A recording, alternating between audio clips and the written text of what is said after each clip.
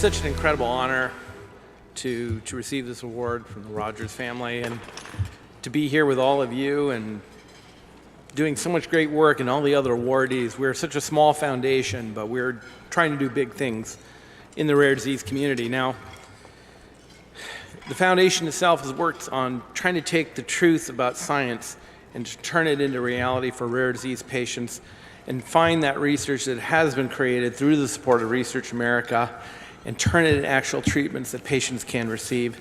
And that's the work we've been doing. Now, my focus as a physician started maybe 20 years ago, and in a moment where I had been working on some research that was funded by NIH for Dr. Neufeld. We were ready to take that research and translate it to a treatment for an MPS I kid.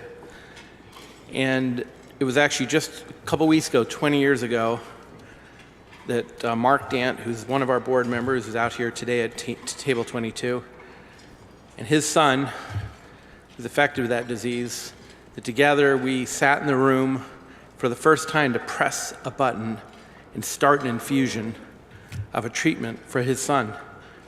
His son had been struck by genetic lightning, their dreams crushed, yet the science was there to finally translate and do something for that kid. And we started that infusion. That was the first one, and he's been getting infusions now for 20 years. He graduated college, he's got a girlfriend, has a job, drives a car, and he's having a great life. And it's the kind of thing that tells you how powerful it is and how great and noble it is to translate science into medicine, to be part of that. I dedicated my life to doing that kind of work. And the question is, how do we do that? One of the things is, of course, was developing drugs. We can try to do that, but there is the part of getting them through the process and figuring that out. I formed the foundation, EveryLife Foundation, because every rare life deserves the opportunity to get treated. And that we have that science now, and frankly, we're in the golden age of development of rare disease treatments. And that opportunity and that ability to accelerate is really there now.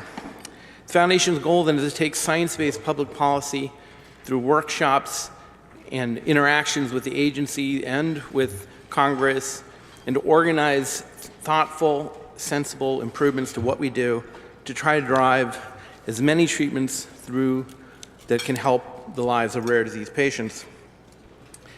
Now, in the last few years, the foundation has continued to grow, and we've started helping support other rare disease groups through the RDLA, or the Rare Disease Legislative Advocates Group. And I want to recognize Julia Jenkins, our executive director, who has been building the foundation and is now moving to Washington to be part of it. Yes, thanks, Julia.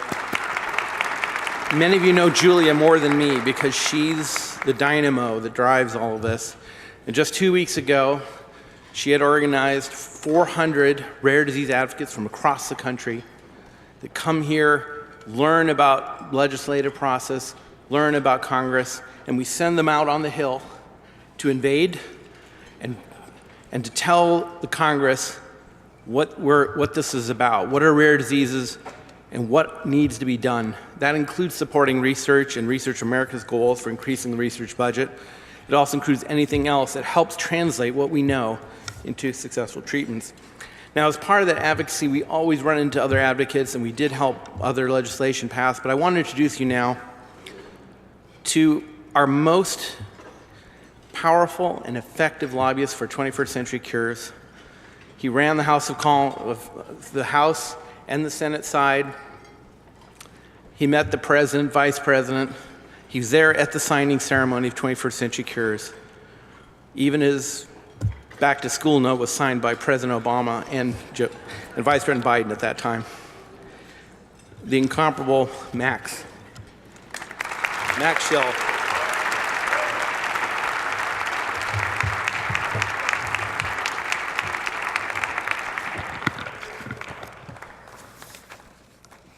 Hi, my name is Max. I am 9. My fight for 21st century cures started when I was 5, but I guess it started sooner. On the day I was born with a rare disease, a rheopathy called Noonan syndrome. Rare is not really rare. There are over 7,000 rare diseases in the world, affecting 30 million Americans. 95% of them don't have treatments. Treatments can take a long time to develop and cost billions. I don't have that money in my big blue piggy bank. That is why I asked for the government's help to pass 21st century cures, to smack down the horrible diseases. I have drawn and personally delivered hundreds of pictures in support of cures. I have met with tons of members of Congress. I attended the signing. I attended all the votes. I spoke at the enrollment ceremony, and I attended the signing by President Obama. President Obama and Vice President Biden even signed my school excuse note for missing so much school.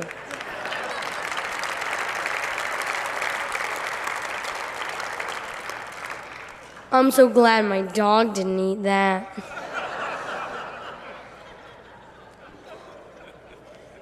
But there were other champions who helped pass the bill, especially the EveryLife Foundation for Rare Diseases.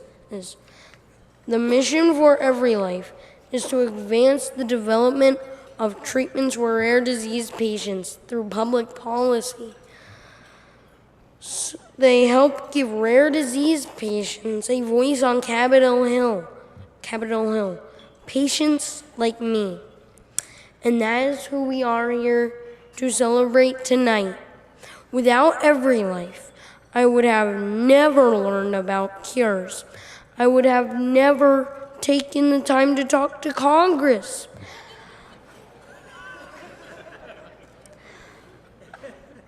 I would never have learned the members' favorite ice cream flavors. I would have never learned that I can't just sit around waiting for treatments and cures. I need to fight for them. So